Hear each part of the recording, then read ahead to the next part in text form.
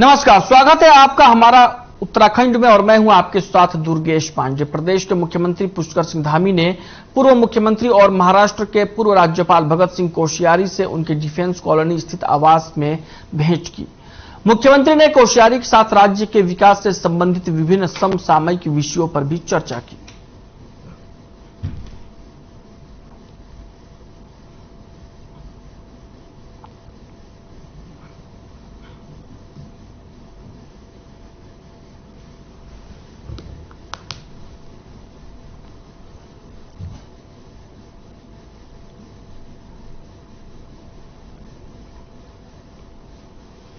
उत्तराखंड के बेरोजगारों पर लाठीचार्ज को लेकर पूर्व मुख्यमंत्री त्रिवेंद्र सिंह रावत ने धामी सरकार को माफी मांगने की नसीहत तो दे दी, पर उनके कार्यकाल में चमोली में हुए लाठीचार्ज को लेकर उन्होंने दोहरा मापदंड अपनाते हुए कहा कि वो घटना अलग थी और वो घटना अलग है, जबकि दोनों जगह लाठीचार्ज हुई है। उन्होंने अपने ही बयान में गिरते हुए त्रिवेंद्र सिंह रावत ने अपने समय की घटना को अलग बताते हुए नजर आए। उन्होंने यह कहकर पल्ला झाड़ दिया कि इसकी तुलना उससे नहीं करनी चाहिए। लाठीचार्ज क्यों हुआ, किस पर हुआ? और चमोली में कोई लाठीचार्ज नहीं हुआ, लाठियां फटकारी गई थी। लेकिन भाई साहब मुझे आप बता दो किसको आज कितनी चोट आई, कोई मुझे बताए तो सही। और इसलिए इस तरह की बातें करना, उससे उसकी तुलना करना वो उचित नहीं है। ये बच्चे थे, बच्चों के साथ जो कुछ हुआ मैंने उस पर कहा कि मुझे प्रश्न पूछा आप जैसे सुधी लोगों ने जो बहुत समझदार लोग हैं, तो मैंने कहा भाई इसके अब हो गया, अब माफी मांगी जा सकती है, क्या किया जा सकता है। मजिस्ट्रेट जांच के आदेश दिए थे, बहुत अच्छा किया मुख्यमंत्री जी ने मजिस्ट्रेट जांच के आदेश दिए हैं। तो उस समय आपके ओर से दिए? हाँ, जांच के आदेश दिए गए थे। जब कोई समस्या खड़ी होती है और लोगों में अनरेस्ट होता है तो सरकार उसके लिए जांच। जोशीमठ नगर क्षेत्र में दरारों और बद्रीनाथ हाईवे पर गड्ढे बनने का सिलसिला फिर से शुरू हो गया है। आपको बता दें कि जोशीमठ बद्रीनाथ हाईवे की मुख्य सड़क पर 20 फीट से ज्यादा गड्ढा बन गया है, जिससे इलाके के लोगों में दहशत का माहौल है। मामले की गंभीरता को देखते हुए बीआरओ के आला अधिकारियों की टीम मौके पर पहुंची और इस गड्ढे को भरने का काम शुरू कर दिया है। बताया जाता है कि यह गड्ढा 20 से 30 फीट गहरा है और इसमें पत्थर फेंकने पर पता नहीं लग रहा है कि कहां गया। फिलहाल बीआरओ की टीम मौके पर मौजूद है और आपको बता दें कि हाईवे पर सेना, पांडुकेश्वर, लाम, बगड़, मारवाड़ी जेपी कंपनी समेत जोशीमठ नगर क्षेत्र के वाहन पेट्रोल पंप से लेकर आने जाने के लिए इसी सड़क का उपयोग करते हैं। सहमार्ग बद्रीनाथ धाम समेत हेमकुंड साहिब, फूलों की घाटी जाने वाले तीर्थयात्रियों और पर्यटकों के लिए ये महत्वपूर्ण माना जाता है।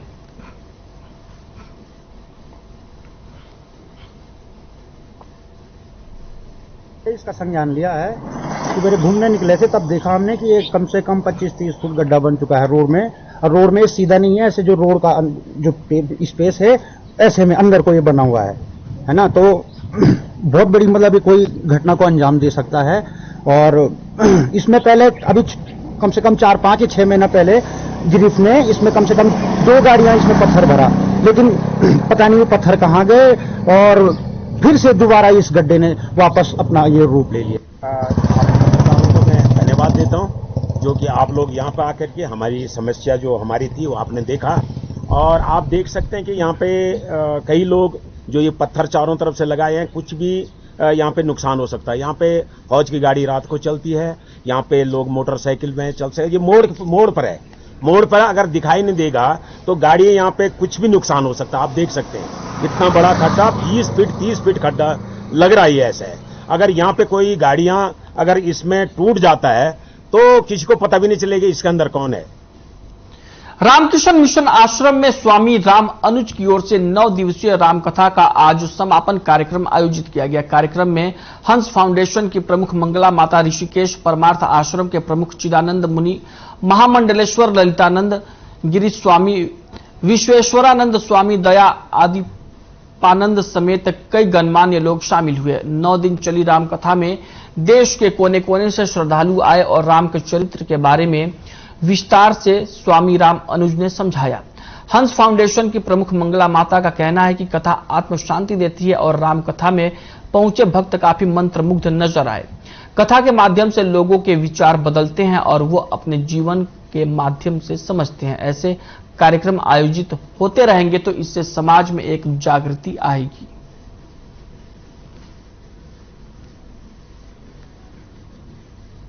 देखिए, कथा तो बहुत ही एक आत्म शांति देती है और जिस तरह यहाँ पर मैं सुन रही थी तो बहुत से लोग प्रसन्न हुए और हम लोग भी अपने प्रयास से समाज के लिए एक सुकार्य करने का प्रयास करें। और ये कथा भी एक इतना अच्छा माध्यम है जिससे लोगों के विचार बदलेंगे और लोग अपने जीवन के उस तथ्य को समझेंगे। संस्कारों का सिलसिला थमता नजर आ रहा है।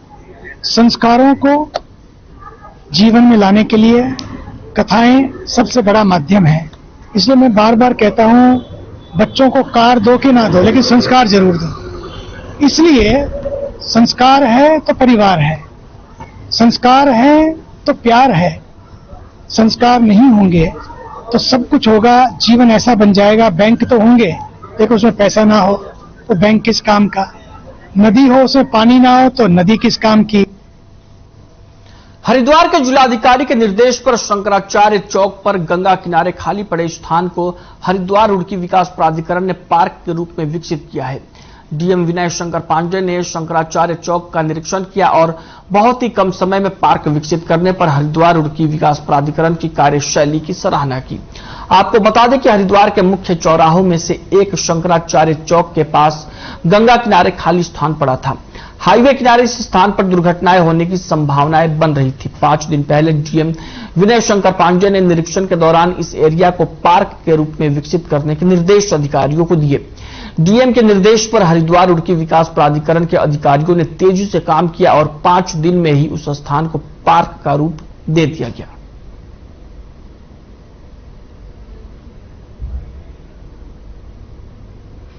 ये हरिद्वार का एंट्री पॉइंट है और 3-4 दिन पहले जो मेरे द्वारा निरीक्षण किया गया था, यहाँ की हालत बहुत खराब थी और इसको हम लोगों ने लैंडस्केपिंग के माध्यम से इस एरिया को डेवलप करना शुरू कर दिया है। इसका टारगेट हम लोगों ने रखा था कि होली के पहले, लेकिन मुझे खुशी है कि प्राधिकरण ने बहुत अच्छा कार्य किया और अभी केवल 4 दिन हुए हैं और अब इनका ये कहना है कि 24 तारीख तक ये काम कंप्लीट हो जाएगा।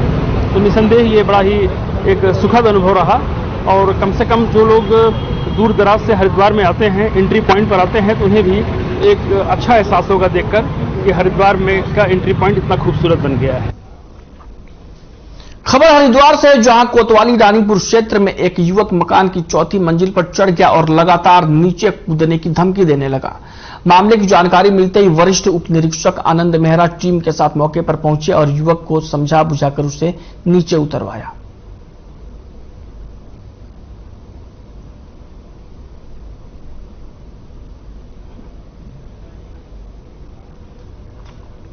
हरिद्वार में प्रतिबंधित प्लास्टिक बेचते हुए दुकानदारों पर नगर आयुक्त ने छापेमारी कर 1 लाख रुपए का जुर्माना लगाया है। आपको बता दें कि हर की पैड़ी में निरीक्षण करने निकले नगर आयुक्त दयानंद सरस्वती ने प्लास्टिक बेचते मिले व्यक्ति से पूछताछ की तो उसने मुख्य बाजार स्थित प्लास्टिक के गोदाम के बारे में बताया, जिसके बाद नगर आयुक्त ने दुकान पर कार्रवाई करते हुए भारी मात्रा में प्लास्टिक के माल को सील किया और दुकानदार पर 1 लाख का जुर्माना लगाया। आपको बता दें कि हर की पैड़ी और दूसरे गंगा घाटों पर सिंगल यूज प्लास्टिक धड़ल्ले से बेची जा रही है। नगर निगम और प्रशासन की लगातार कार्रवाई के बावजूद भी प्लास्टिक बेचने वालों पर नकेल कसना नाकाफी साबित हो रहा है।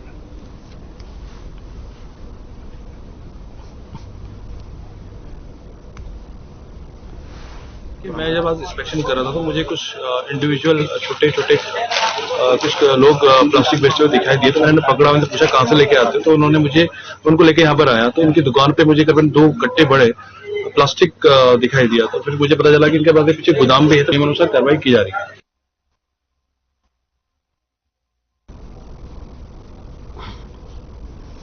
फायर सीजन शुरू होते ही उत्तराखंड वन विकास निगम ने अपनी तैयारी शुरू कर दी है। जंगलों और उसके आसपास के इलाकों में आग लगने की घटनाओं को रोकने के लिए व्यवस्थाओं को जांचने की कार्रवाई की जा रही है। इसी को लेकर उत्तराखंड वन विकास निगम के अधिकारी लालकुआं पहुंचे, जहां उन्होंने मॉक ड्रिल करते हुए आग लगने की घटना पर हालात को काबू करने के लिए सभी व्यवस्थाओं का निरीक्षण किया। इस दौरान डिपो नंबर 1 परिसर में आग की घटना होने पर आग बुझाने का अभ्यास किया गया। वहीं वन निगम डिपो में पर्याप्त रूप से पानी की व्यवस्था रखने के निर्देश भी दिए गए, जिससे जनरेटर के माध्यम से पानी को डिक्की में खींचकर आग बुझाने के प्रयोग में लाया जा सके।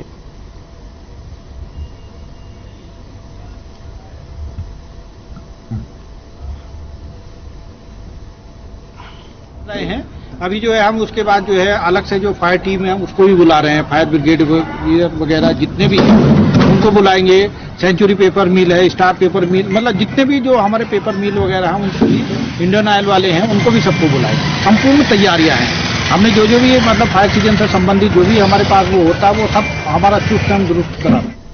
Mussoorie traders and welfare association के तत्वाधान में मसूरी में होटल एंड रेस्टोरेंट, बेकरी जैसी खाने के सामान से जुड़े व्यवसायियों को FSSAI की ओर से बेसिक ट्रेनिंग दी गई, जिसमें उन्हें भोजन से संबंधित कानूनों की जानकारी भी दी गई ताकि व्यवसाय से जुड़े लोग इसका लाभ ले सके। कुलेडी स्थित एक होटल के सभागार में आयोजित कार्यक्रम में Mussoorie traders and welfare association के अध्यक्ष रजत अग्रवाल ने बताया कि FSSAI खाद्य पदार्थ के मानकों और अधिनियम का संस्थान है। इसके माध्यम से खाना परोसने आदि का काम देखा जाता है।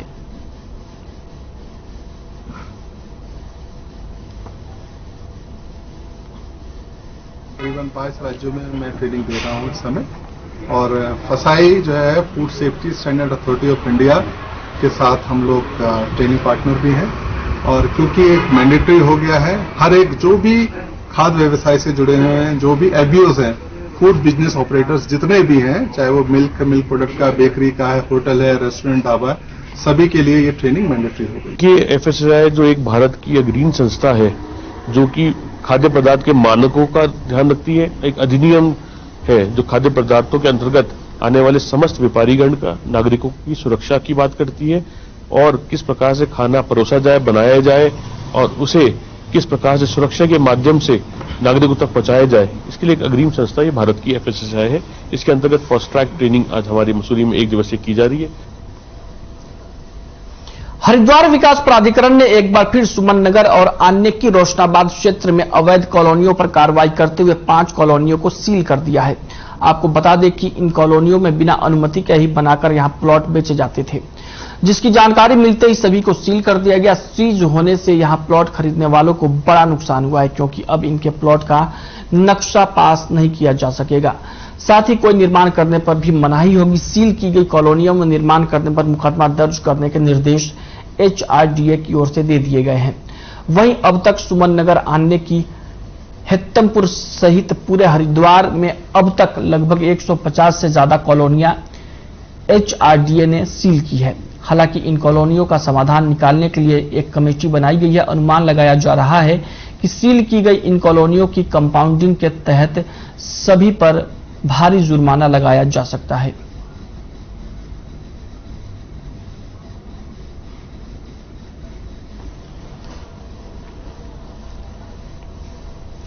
पौड़ी में इस साल सर्द मौसम में बर्फबारी न होने का सीधा असर अब सेब की बागवानी पर पड़ेगा।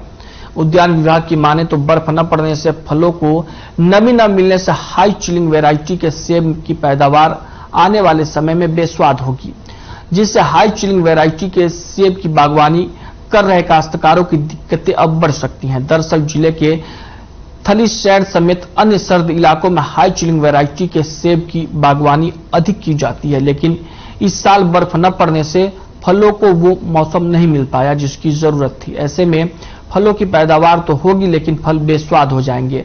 हालांकि उद्यान विभाग के अधिकारी ने यह भी बताया कि सेब की हाई चिलिंग वैरायटी पर ही इसका असर देखने को मिलेगा। लो चिलिंग वैरायटी के सेब बेहतर परिणाम देंगे।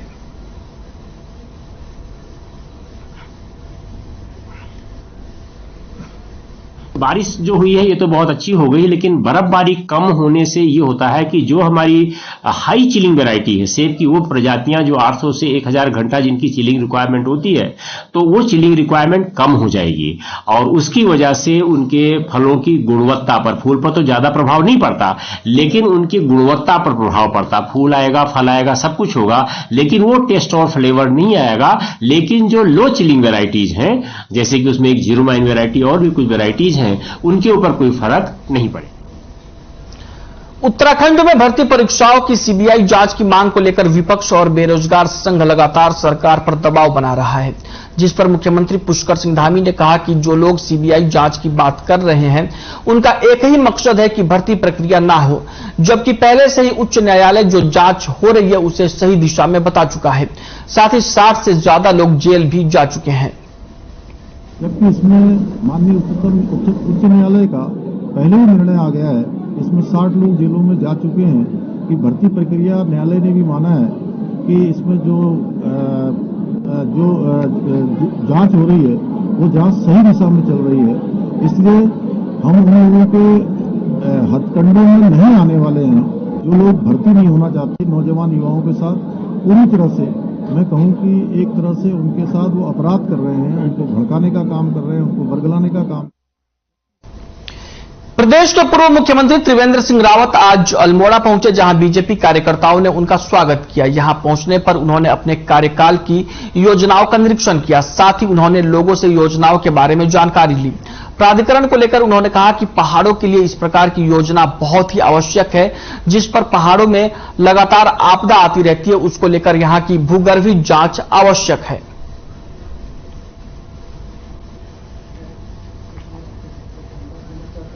कल सांझे में बागेश्वर पहुंचा और सवेरे महात्मा जी के दर्शन करके आशीर्वाद देते हुए आगे बढ़ा। कार्यकर्ताओं से मिलना हुआ बागेश्वर में, सोमेश्वर और आज अल्मोड़ा में, और मकसद भी कार्यकर्ताओं से मिलना ही है। कुछ जगहों पर जो काम मेरे समय में शुरू हुए थे, अगर आसपास थे तो स्थानीय कार्यकर्ताओं ने उनका विजिट भी करवाया। कहीं पर कोई कमी रह गई या कोई काम संपन्न नहीं हो पाया तो उसके बारे में भी लोगों ने मुझे बताया है। कांग्रेस के प्रदेश उपाध्यक्ष संगठन मथुरा दत्त जोशी ने मौसम विभाग के अनुसार आगामी सप्ताह में मौसम शुष्क रहने के संकेत है। पर्वतीय क्षेत्रों में तापमान 8 से 10 डिग्री सेल्सियस बढ़ने के कारण अधिक ऊंचाई वाले इलाकों में बर्फ पिघलने के आसार हैं, जिसके चलते उत्तराखंड की नदियों के जलस्तर में वृद्धि होने के संकेत मौसम विभाग ने जताए हैं। मौसम विभाग ने हिमस्खलन की चेतावनी जारी करते हुए कहा कि अगर एवलांच की स्थिति बनती है तो ये खतरनाक साबित हो सकता है, लिहाजा सिस्टम को सतर्क रहने के लिए आगाह भी किया गया है।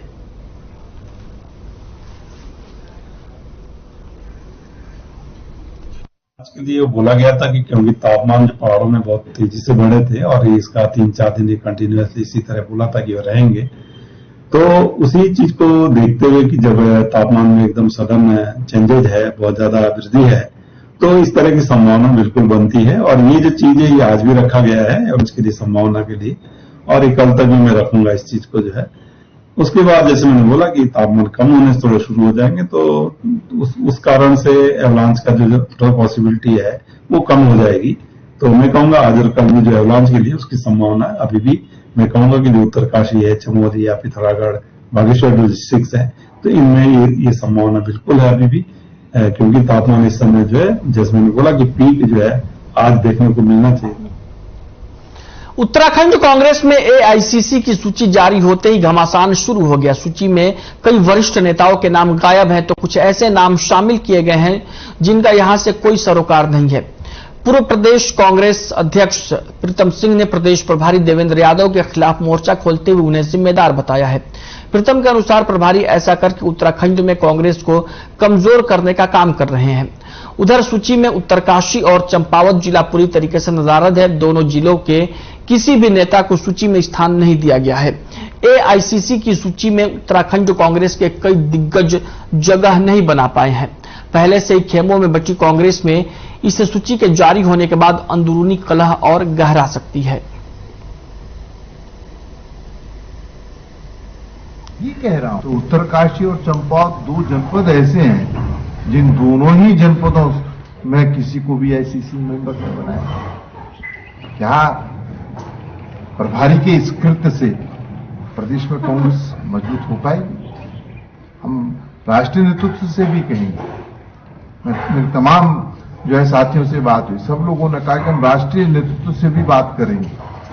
प्रभारी द्वारा जो कृत्य किया गया है उससे उत्तराखंड राज्य में कांग्रेस मजबूत नहीं हो रही है, बल्कि दिन प्रतिदिन कमजोर होती है।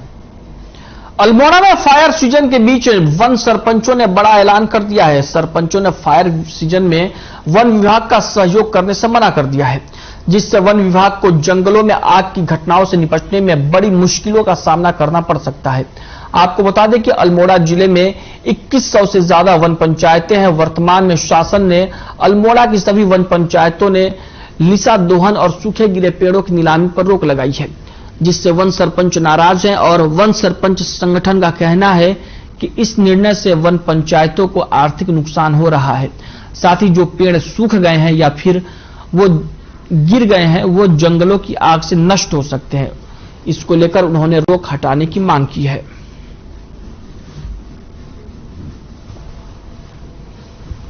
उनको अगर कुछ मिलेगा तो वो एक्टिव रहेंगे, कार्य करेंगे। और 9 सरपंच है हमारे यहाँ। 9 पंचों में से अगर उनको जो बाहर पैसा दिया जा रहा है अन्य उनको एनजीओ वगैरह को, उनके बजाय अगर वन पंचायत में डालें तो वो 3-3 घंटा ड्यूटी में करेंगे तो आग कैसे लगेगी। इन सब चीजों को जो प्राप्ति हमें नहीं हो रही है तो हम इसके बहिष्कार के घोषणा कर रहे हैं और कोशिश करेंगे कि पूर्ण बहिष्कार हो। अभी उत्तरकाशी में हुआ, आपके देवाल थराली में हुआ, वहां दोनों जगह विरोध हो चुका है और हम भी इसके विरोध में हैं। और मौका लगेगा तो हम 1 हफ्ते बाद धरने में देहरादून भी बैठ सकते हैं। केंद्रीय रक्षा एवं पर्यटन राज्य मंत्री अजय भट्ट ने हल्द्वानी में पत्रकार वार्ता करते हुए कहा कि केंद्र सरकार ने अगले 100 साल की नींव रखने वाला बजट पेश किया है और रक्षा के क्षेत्र में 5.94 लाख करोड़ रुपए का बजट रखा गया है, जो कि देश की आत्मनिर्भरता और रक्षा के लिए बेहद महत्वपूर्ण है। प्रधानमंत्री नरेंद्र मोदी के नेतृत्व में देश के सर्वांगीण विकास के लिए यह बजट दिया गया है। अजय भट्ट ने कहा कि इस बार हर क्षेत्र में बजट को बढ़ाया गया है। वहीं पर्यटन के क्षेत्र में स्वदेश दर्शन और प्रसाद योजना के अंतर्गत राज्य द्वारा भेजे जाने वाले प्रोजेक्टों के लिए भी केंद्र सरकार तत्काल बजट जारी कर रही है।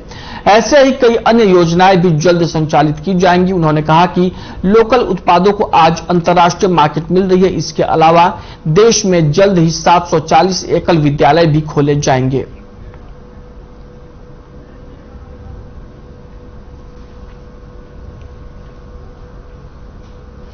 बुलेटिन में फिलहाल के लिए इतना ही। मुझे दीजिए इजाजत। नमस्कार।